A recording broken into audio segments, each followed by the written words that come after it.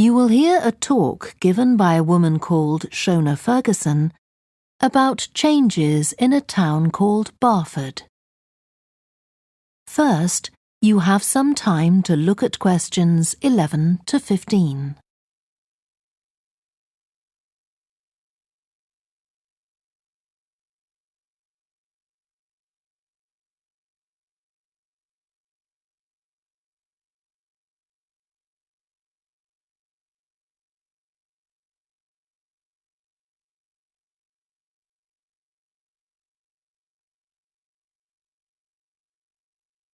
Now listen carefully and answer questions 11 to 15. First of all, let me thank you all for coming to this public meeting to discuss the future of our town. Our first speaker is Shona Ferguson from Barford Town Council. Shona. Thank you.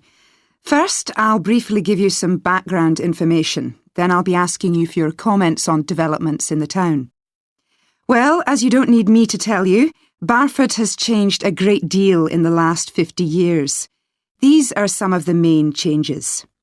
50 years ago, buses linked virtually every part of the town and the neighbouring towns and villages. Most people used them frequently, but not now, because the bus companies concentrate on just the routes that attract most passengers. So parts of the town are no longer served by buses.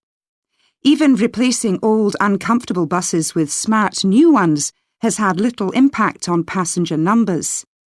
It's sometimes said that bus fares are too high, but in relation to average incomes, fares are not much higher than they were 50 years ago.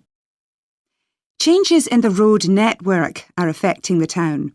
The centre was recently closed to traffic on a trial basis, making it much safer for pedestrians.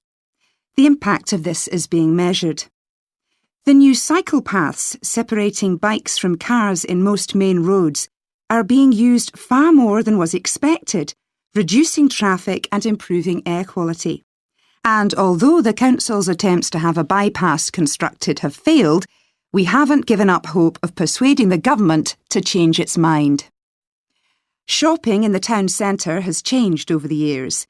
Many of us can remember when the town was crowded with people going shopping. Numbers have been falling for several years, despite efforts to attract shoppers, for instance by opening new car parks. Some people combine shopping with visits to the town's restaurants and cafes. Most shops are small independent stores, which is good, but many people prefer to use supermarkets and department stores in nearby large towns, as there are so few well-known chain stores here. Turning now to medical facilities. The town is served by family doctors in several medical practices, fewer than 50 years ago, but each catering for far more patients. Our hospital closed 15 years ago, which means journeys to other towns are unavoidable. On the other hand, there are more dentists than there used to be. Employment patterns have changed along with almost everything else. The number of schools and colleges has increased, making that the main employment sector. Services such as website design and accountancy have grown in importance, and surprisingly perhaps, manufacturing hasn't seen the decline that has affected it in other parts of the country.